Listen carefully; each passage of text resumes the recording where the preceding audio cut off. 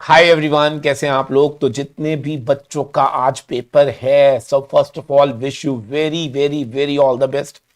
I hope कि आप लोगों का पेपर बहुत बहुत बहुत अच्छा जाए। ठीक है, तो ये एक लास्ट वीडियो है मेरी तरफ से, जिसमें मैं तीन छोटे छोटे छोटे छोटे छोटे छोटे कॉन्सेप्ट डिस्कस करूंगा। मैक्सिमम 5 to 7 मिनट्स लगेंगे। ठीक है, और उसके बाद मेरी तरफ से आप लोगों को बहुत सारी ब्लेसिंग्स। आई विश आप लोगों को सारा पेपर आता हो और आप खूब धूप मचाओ। ठीक है जी, तो ध्यान से सुनेंगे। एक छोटा सा कॉन्सेप्ट है बच्चे, टीपी, ट्रांसफर प्राइसिंग। ठीक है, और 3 IND AS है जो कि मैं आपको नंबर याद करवाऊंगा। ठीक है, एक IND AS 32, एक IND AS 33 और एक है IND AS 113। ठीक है, ये 3 IND AS के नाम बहुत बार पूछे गए हैं तो आपको पता होना चाहिए। 32 जो है, लिख लीजिए, फाइनेंशियल इंस्ट्रूमेंट प्रेजेंटेशन पे बात करता है। 33 EPS पे बात करता है, सेम एज AS 20। ठीक है, और IND AS 113 जो है, it talks about fair market valuation. Fair market valuation, तो पहले तो ये लर्न कर लीजिए। Financial instrument presentations, EPS, fair market valuation. ठीक है ना, पहले तो नाम लर्न कर लो। अब आ जाओ, टीपी क्या होता है। 2 मिनट बस। टीपी क्या होता है, देखो बेटा, मान लो एक कंपनी है, इसके 3 डिपार्टमेंट्स हैं, डिपार्टमेंट 1, डिपार्टमेंट 2, डिपार्टमेंट 3। ठीक है, 3 डिपार्टमेंट्स हैं और तीनों के तीनों डिपार्टमेंट्स जो हैं, दे आर प्रॉफिट सेंटर्स।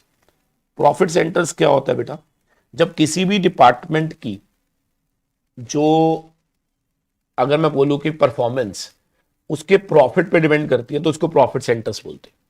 अब होता है क्या है कि जब भी कोई 3 डिपार्टमेंट प्रॉफिट सेंटर्स हैं, तो जब ये एक दूसरे को कोई भी माल सप्लाई करेंगे तो they will charge a price. क्योंकि वो प्रॉफिट सेंटर है तो वो आपस में भी फ्री में काम नहीं करेंगे, वो एक प्राइस चार्ज करेंगे और उसी प्राइस को यहां पे क्या नाम दिया गया है, ट्रांसफर प्राइस। खत्म। तो ट्रांसफर प्राइस क्या होता है, प्राइस जो कि चार्ज किया जाता है by one department to the another department. और ये कब होता है, when all departments are declared as profit centres. ठीक है सर। इसके अंदर दूसरा पॉइंट जो आ जाता है वो ये आ जाता है, कई बार पेपर में क्वेश्चन आता है, टीपी को निकालने के मेथड्स बताओ। तो लिख लो, पहला मेथड होता है मार्केट प्राइस मेथड, दूसरा होता है कॉस्ट अप्रोच, तीसरा होता है negotiated price method, negotiated price method, और चौथा होता है अपॉर्चुनिटी कॉस्ट। तो ये कई बार पेपर में आ जाता है, what are the methods for computation of TP. एक मार्केट प्राइस मेथड होता है, एक कॉस्ट होता है, एक अपॉर्चुनिटी कॉस्ट होता है और एक नेगोशिएटेड प्राइस होता है। मार्केट प्राइस का मतलब जो भी प्राइस चल रहा होगा उस पर देना है। कॉस्ट का मतलब जितने पे मुझे पड़ा उतने पे देना है। नेगोशिएटेड का मतलब होता है हम लोग कैलकुलेट करेंगे, क्या नेगोशिएट करेंगे आपस में कि कितने में हम एक दूसरे को दें। और लास्ट वेरी अपॉर्चुनिटी कॉस्ट, यानी कि अगर मेरे पास कोई उसकी अपॉर्चुनिटी कॉस्ट है तो वो मैं तेरे से चार्ज करूंगा। खत्म। ठीक है, ऐसे ही IND AS, ये जो 3 IND AS है ना, इसके अंदर एक छोटा सा पॉइंट मैं ऐड करूंगा, उसके बाद क्लास को खत्म करेंगे। वो क्या, देखो EPS तो आपको याद होगा ना, EPS तो आपको याद होगा। इसमें 2 EPS होते थे, एक बेसिक EPS होता था और एक डाइल्यूटेड EPS होता था। डाइल्यूटेड EPS कॉन्सेप्ट क्या कहता था कि हमारा EPS डिक्लाइन करेगा। क्यों करेगा, क्योंकि हमारे नंबर ऑफ शेयर्स जो हैं वो बढ़ जाते हैं because of exercising of warrant या फिर कन्वर्टेबल इंस्ट्रूमेंट्स। मान लो आपने कोई कन्वर्टेबल इंस्ट्रूमेंट इशू करे हुए हैं, अगर वो एक्सरसाइज कर लें तो अचानक से नंबर ऑफ शेयर बढ़ जाएंगे। नंबर ऑफ शेयर बढ़ जाएंगे तो जो एग्जिस्टिंग शेयर होल्डर है उनका शेयर डाइल्यूट हो जाएगा, तो इसको बोलते हैं डाइल्यूटिव EPS। ठीक है ना। तो बेसिकली जब भी हम IND AS 33 और EPS AS 20 ये कहता है कि आपको दिखाना पड़ेगा, कंपैरिजन करके देना पड़ेगा, what is my basic EPS and what is my diluted EPS। और आपको यह भी बताना पड़ेगा डिस्क्लोजर के अंदर कि आपने क्या न्यूमरेटर यूज करा, आपने weighted average number of shares कैसे निकाले हैं। ठीक है जी।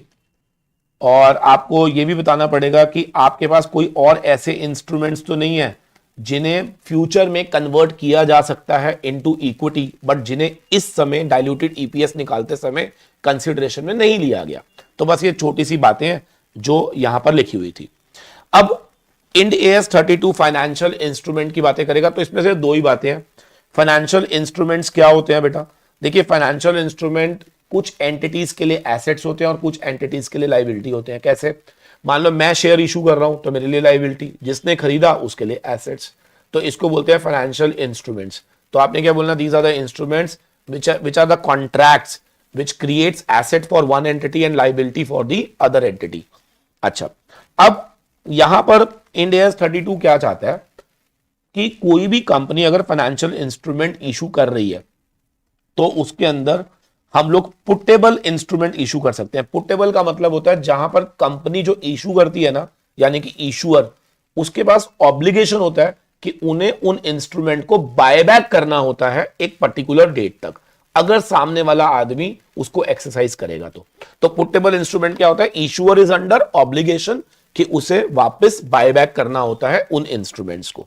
तो ऐसे इंस्ट्रूमेंट को क्या बोलते हैं, पुटेबल इंस्ट्रूमेंट्स बोलते हैं। सिंपल क्या बोलते हैं, पुटेबल इंस्ट्रूमेंट्स बोलते हैं। ठीक है सर।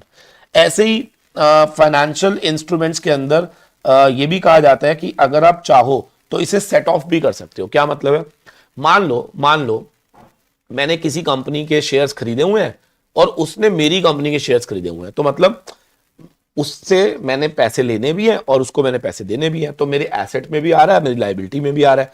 तो क्या हम इसको सेट ऑफ करके net asset net liability create कर सकते हैं? हाँ, उससे ये पता चलेगा कि नेट अमाउंट मैंने कितना देना है या नेट अमाउंट मैंने उससे कितना लेना है। खत्म। आ जाता है लास्ट में Ind AS 113, fair market valuation. ये कुछ भी नहीं है बेटा, वो कहता है फेयर मार्केट क्या होती है। फेयर मार्केट का मतलब होता है एक ऐसा प्राइस जो आपको मिलेगा जब आप किसी चीज को बेचोगे, या फिर एक ऐसा प्राइस जो आपको पे करना पड़ेगा जब आप किसी लायबिलिटी को पे ऑफ करते हो। सिंपल। फेयर मार्केट वैल्यू का मतलब होता है एक ऐसा प्राइस जो आपको रियलाइज हो सकता है ऑन सेल ऑफ एसेट, या जो आपको पे करना पड़ सकता है while paying your liabilities. Clear है? अब फेयर मार्केट वैल्यूएशन को निकालने के कुछ मेथड्स होते हैं। हाँ जी, कुछ क्या होते हैं, मेथड्स होते हैं, बस वो लिख लीजिए आप। 3 टेक्निक्स होती है। एक होती है फेयर वैल्यू निकालने का पहला टेक्निक होता है मार्केट अप्रोच। मार्केट अप्रोच का मतलब अपन मार्केट वैल्यूएशन में चेक करेंगे कि भैया ये मार्केट वैल्यू है, इस पर आप इसको कैलकुलेट कर लो। दूसरा है कॉस्ट अप्रोच। कॉस्ट अप्रोच का मतलब क्या होता है कि अगर हम आज इस एसेट को रिप्लेस करना चाहें किसी नए एसेट से, तो वो कितने का आएगा, उसकी रिप्लेसमेंट कॉस्ट क्या होगी, उसके बेसिस पर हम उसकी क्या निकाल सकते हैं, फेयर मार्केट वैल्यू। और तीसरा होता है इनकम अप्रोच, मतलब इसकी फेयर वैल्यू क्या होगी। जैसे आपको याद होगा वैल्यूएशन ऑफ शेयर में हम क्या करते थे, डिस्काउंटेड वैल्यू निकाल लेते थे। तो दोबारा बोलो, एक मार्केट वैल्यू अप्रोच, एक कॉस्ट अप्रोच और एक इनकम अप्रोच। याद रहेगा? बोलो, बस खत्म। Done done done done done. चलो जी, thank you very much, god bless you all, and I am very sure कि आप लोगों का पेपर बहुत बढ़िया होने वाला है। सो धूम मचा देना। Thank you very much. और हाँ, पेपर बढ़िया होना ही होना है, ये मुझे मालूम है। आके कमेंट करके जरूर बताना कि पेपर कैसा हुआ। ठीक है जी, चलो बाय बाय।